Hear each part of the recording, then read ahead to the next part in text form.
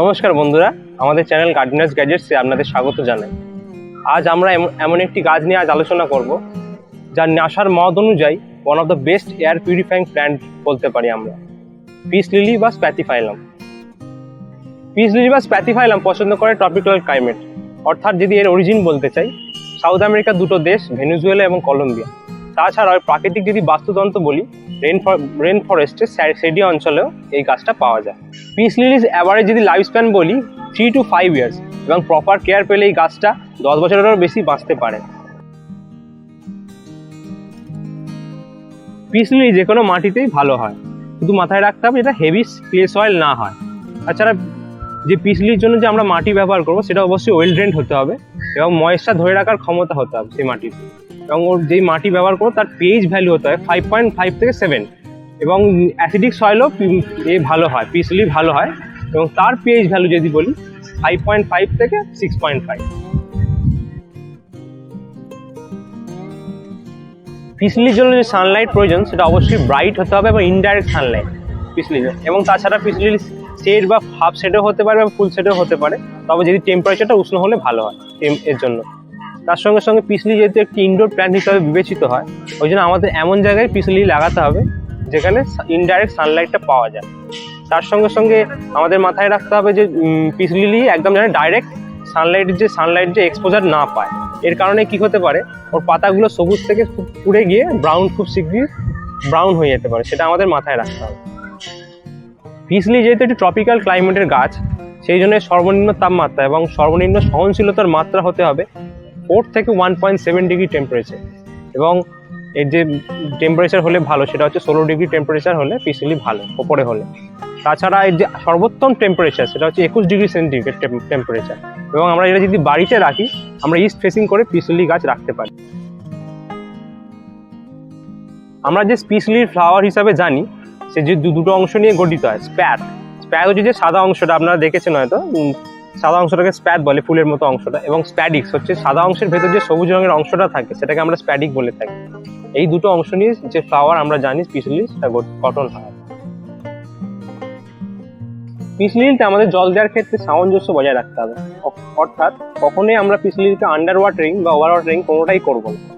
Peace lily ময়েশ্চারযুক্ত মাটিতে থাকতে ভালোবাসে, সেই হিসাবে আমাদের জল দিতে হবে। এবং আরেকটা জিনিস, যে পিস লিলি ঠান্ডা টেম্পারেচার পছন্দ করে না, সেক্ষেত্রে শীতকালে আমাদের জল দেওয়ার ব্যাপারেও খেয়াল করতে হবে। এবং যদি আমরা শুষ্ক টেম্পারেচারে রাখি, পিস লিলি সহ্য করতে পারে কিছু সময়ের জন্য, কিন্তু সেটা বেশি দিন না রাখবো না, এটা আমাদের মাথায় রাখতে হবে। কারণ বেশি দিন যদি থাকে শুষ্ক টেম্পারেচারে, সেক্ষেত্রে পিস লিলি খুব তাড়াতাড়ি নষ্ট হয়ে যেতে পারে। আমরা কেমন ফার্টিলাইজার ইউজ করবো? পিস লিলি একটি হেভি ফিভার প্ল্যান্ট নয়, ওই জন্য একে ঘন ঘন ফার্টিলাইজার দেওয়ার প্রয়োজন হয় না। কিন্তু গ্রীষ্মকালে এবং বসন্তকালে এর সুষম বৃদ্ধির জন্য আমরা 6 সপ্তাহ অন্তর অন্তর ফার্টিলাইজার দিতে পারি। এবং ফার্টিলাইজার হিসাবে আমরা কাউডাং বা গোবর সার এবং ভার্মি কম্পোস্ট ইউজ করতে হবে, এবং কিচেন ওয়েস্টকেও আমরা সার হিসাবে ব্যবহার করতে পারি।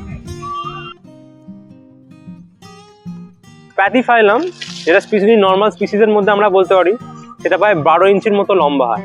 এবং আদার যে স্পিসিসগুলো আছে, যেমন পিটাইট একটি স্পিসিস হয় যেগুলো একটু ছোট আকৃতির স্পিসিস, যেগুলো সেটা যদি হয় বলতে পারি প্রায় 10 ইঞ্চির মতো লম্বা হয়। এবং যে সবচেয়ে বেশি যেটা বড় হয় সেটা হচ্ছে সেন্সেশন, যে স্পিসিসটা সেটা হচ্ছে প্রায় 4 থেকে 6 ফিটের মতো হাইট হয় স্পিসিস। এছাড়াও যে দুটো স্পিসিস আছে সেটা যেমন মোজোলাইম আছে, ডমিনো আছে, এগুলো একটু মিডিয়াম সাইজ পিস লিলির মধ্যে আমরা বলতে পারি, মিডিয়াম সাইজ হাইট। নাসার পরীক্ষা অনুযায়ী বায়ুমণ্ডলে কিছু দূষিত পদার্থ আছে, যার মধ্যে আমরা বলতে পারি benzene, xylene, carbon monoxide, formaldehyde, এরকম দূষিত কিছু সাবস্টেন্স পিস লিলি অ্যাবজর্ব করে নেয়।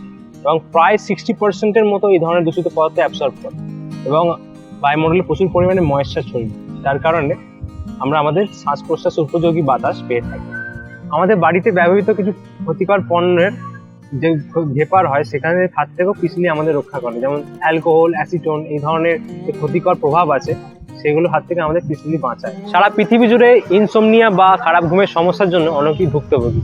তো এই যে পিস লিলি যে আশ্চর্যজনক কিছু বেনিফিটস, রেস্টফুল স্লিপ প্রমোট করতে সাহায্য করে। আমরা হয়তো অনেকেই জানি না যে পিস লিলির মধ্যে ক্যালসিয়াম অক্সালেট নামক এক ধরনের সাবস্টেন্স থাকে, খুব স্বল্প মাত্রায় থাকে, কিন্তু এই সাবস্টেন্সটা আমাদের শরীরে যদি যায় অল্প অল্প করে যদি স্পিসিলির মাধ্যমে আমাদের শরীরে যায় তাহলে আমাদের রেসপিরেটরি সিস্টেম এবং স্টমাকে ক্ষতি করতে পারে, সেটা আমাদের মাথায় রাখতে হবে। তাই জন্য পিসিলিকে ছোট শিশুদের থেকে এবং যে পোষ্য যারা আমরা বাড়িতে পুষি তাদের থেকে পিসিলির নাগালের বাইরে রাখলেই ভালো।